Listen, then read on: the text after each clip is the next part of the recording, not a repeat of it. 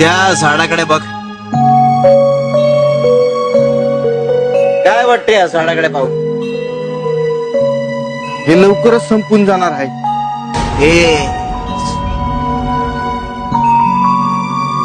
हेच